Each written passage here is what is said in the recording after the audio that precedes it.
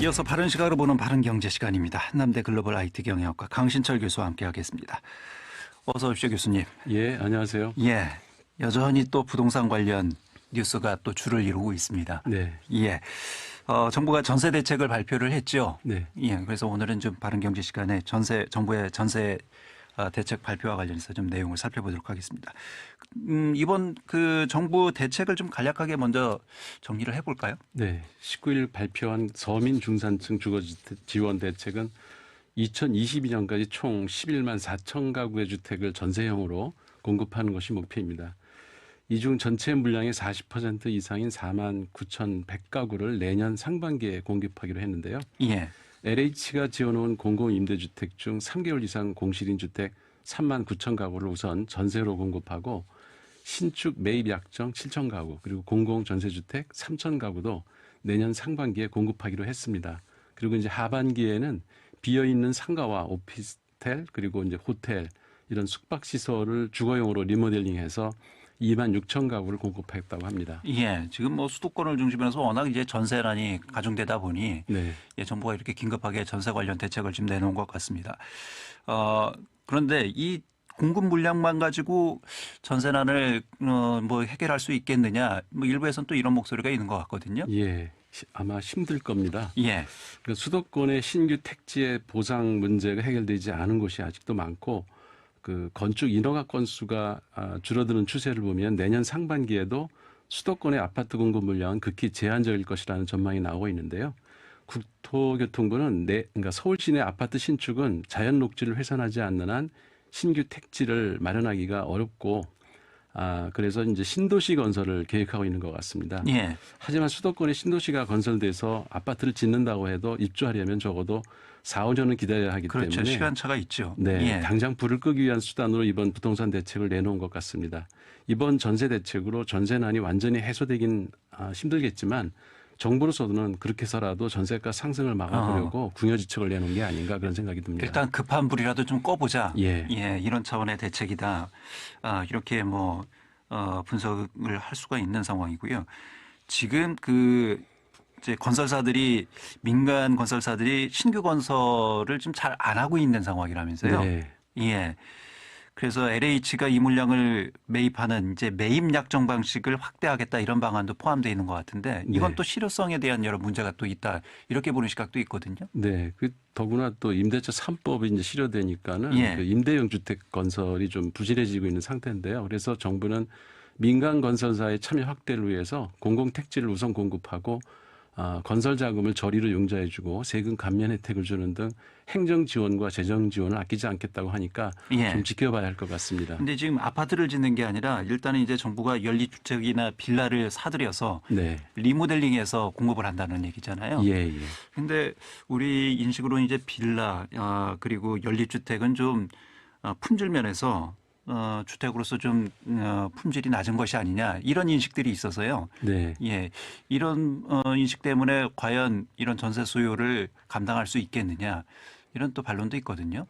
그 국토교통부가 공공임대주택의 공급 평형을 넓히겠다. 그리고 이제 입주 예약을 완화해서 일부 중산층도 거주하고 싶은 집을 공급하겠다고 이제 약속을 했습니다. 또 공공전세의 그 품질 향상을 시키기 위해서 매입 임대주택 구매 단가를 이번에 구매한 건 아마 4억 5천 정도 되는 것 같은데요. 예. 이걸 한 6억 정도로 올리기로 계획을 잡고 있고 실제로는 최대 7억 내지 8억 원이 될 수도 있다. 이래서 전반적으로 그런 공공 임대주택의 품질을 높이려는 노력도 동시에 병행을 하고 있다고 봅니다. 예. 뭐 사실 이제 전세 가격이 오르면 일반인들 생활에도 상당히 많은 영향을 미칠 수밖에 없지 않습니까? 당장 그렇죠. 예, 가계 경제가 좀 쪼들리다 보면 네, 예, 소비를 줄일 수밖에 없는 상황이고요. 맞습니다. 예, 통계청 소득은 뭐 한정돼 있으니까요. 예, 가계동향조사에 따르면은 지난 3분기 전국 2인 이상 가구의 실제 주거비 지출이 월 평균 84,200원으로 이제 1년 전보다 1.6% 늘어나서 올해 들어서 처음 증가세로 전환했다고 하는데요. 이는 그 자가나 전세로 거주해서 월세를 부담하지 않는 가구까지 포함해서 산출한 평균치이기 때문에 실제 월세로 사는 사람들의 그 지출은 이보다 훨씬 많은 걸로 나타나고 있습니다. 예. 통계청 보고서에 따르면은 저소득 가구를 중심으로 주거비 부담이 크고 빠르게 증가하고 있기 때문에 여타 소비 지출이나 소비 여력이 줄어들 수밖에 없을 거다라고 전망을 하고 있습니다. 예. 뭐 또 오르는 전세 가격을 또 충당하기 위해서 빚을 질 수밖에 없는 그런 상황이고요. 그렇죠. 예. 그러다 보면 가계빚은 더 눈덩이처럼 불어날 수밖에 없는 예. 예. 그런 우려의 목소리도 지금 나오고 있고요. 네. 그 또 이제 한 가지 그 이색적인 현상인데 30대들의 아파트 구매 비율이 40대를 넘어섰다 이런 통계 조사 결과도 나왔잖아요. 예. 그 3일 부동산 시장 분석 업체 그 부동산 인포가 한국감정원 아파트 매매 거래를 분석한 결과에 보면은 30대 아파트 매수건이 40대를 넘은 곳이 서울뿐만 아니라 경기, 대전 등으로 이제 확산하는 추세라고 하는데요. 이는 그 집값 상승을 예상해서 30대가 내 집 마련을 서툴고 있는 것으로 보입니다. 이른바 이제 영끌이에서 네. 예. 영끌이란 그 단어가 많이 쓰이더라고요. 예, 요새. 예. 영혼까지 끌어모아서 집을 산다 이런 뜻이라고 하더군요. 그 30대들은 아파트 청약 당첨이 어렵고 이제 집값이 자꾸 오를 것 같으니까 이제 서둘러서 기존 아파트를 매입하든지 일반 주택을 매입하는 건수가 이제 늘어난 것으로 보이는데요. 특히 6억 원 이하 주택은 집값의 70%까지 대출이 가능하긴 그 보금자리 론을 활용해서 예. 중저가 주택을 매수할 수가 있기 때문에 아마 이 점도 30대 아파트 매수권 증가에 한 몫을 하지 않았나 생각이 듭니다. 예. 지금 이제 아파트를 사지 않으면 평생 집을 살 수가 없다. 네, 불안한 거죠. 이런 불안 심리가 작용을 했다고 예. 봐야겠죠. 예.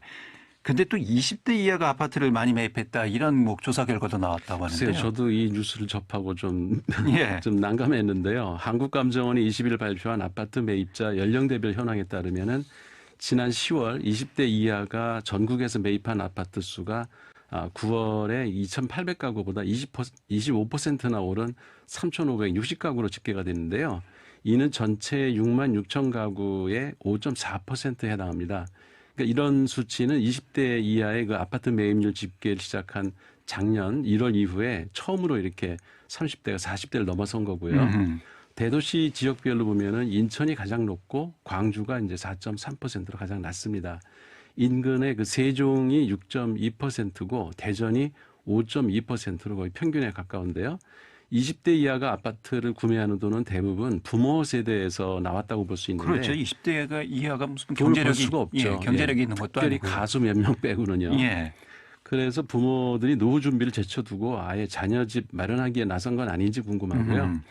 금수저들의 그 부동산 대물림은 뭐 세울 것도 없는 소식입니다만은 실제로 고영진 그 더불어민주당 의원이 지난달 22일 대법원에서 제출받은 집합 증여 현황에 따르면은 정부의 부동산 대책 발표 후에 지난 7월 10일부터 8월 10일까지 수도권 아파트 증여가 1만 3,500건으로 상반기 월 평균 2,830건보다 무려 4배나 증가했다고 합니다. 예. 그러니까 자기 살 집도 없어 전전긍긍하는 서민들의 상대적 박탈감만 더하는 안 좋은 소식이라서 좀 전달하기도 좀 민망합니다. 예. 그러니까 이제 뭐 다주택자에 대한 여러 규제가 있다 보니 네. 차라리 그럴 바에는 뭐 자녀들에게 증여를 하겠다 이런 움직임들이 있다는데 예. 그런 움직임이 이런 통계로 나타나는군요. 그러니까. 예.